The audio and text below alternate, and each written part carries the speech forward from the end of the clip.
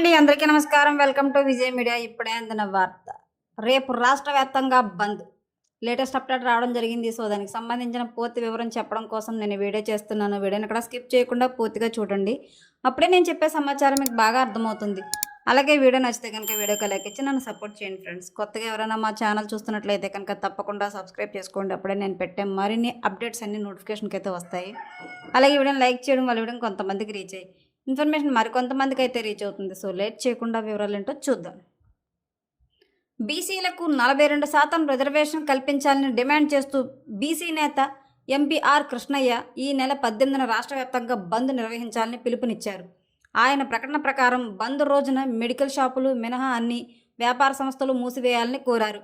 ఇప్పటికే పెట్రోల్ బంకులు, థియేటర్లు యాజమాన్యులు కూడా బంద్కు మద్దతు తెలుపుతూ తమ కార్యకలాపాలను ఆ రోజున నిలిపివేయడానికి సిద్ధమయ్యారని ఆయన వెల్లడించారు. బీసీ సమాజం తమ హక్కుల కోసం ఐక్యంగా నిలబడాలని ఈ బంద్ బీసీల ఆత్మగౌరవ యాత్రలో చారిత్రాత్మక ఘట్టమవుతుందని కృష్ణయ్య తెలిపారు. కృష్ణయ్య వ్యాఖ్యానిస్తూ బీసీలకు సరైన ప్రాతినిధ్యం లేకుండా రాష్ట్రంలో సనాతన సాధ్యం కాదన్నారు. ఆయన అభిప్రాయం ప్రకారం స్థానిక సంస్థల ఎన్నికల్లో బీసీలకు 42% రిజర్వేషన్ ఇవ్వకపోవడం సామాజిక న్యాయానికి విరుద్ధమని పేర్కొన్నారు.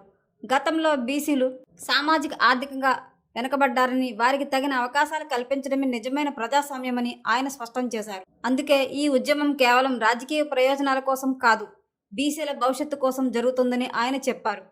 అయితే బంద్ సందర్భంగా చట్టసమ్మతంగా వ్యవహరించాలని కృష్ణయ్య విజ్ఞప్తి చేశారు. ఆర్టీసీ బస్సులు నిలిపివేయాలని సూచిస్తూ ప్రజలు ఆవేశంలో వాటిని దహనం చేసే ప్రమాదం ఉందని హెచ్చరించారు. శాంతియుతంగా నిరసన తెలియజేయడం ద్వారానే ప్రభుత్వంపై ఒత్తిడి తీసుకురాగలమని ఆయన పేర్కొన్నారు. బీసీ రిజర్వేషన్లు సాధించే వరకు తమ పోరాటం కొనసాగుతుందని, ఈ బంద్ ఆ దిశలో మొదటి పెద్ద అడుగుగా నిలుస్తుందని కృష్ణయ్య ధృవీకరించారు.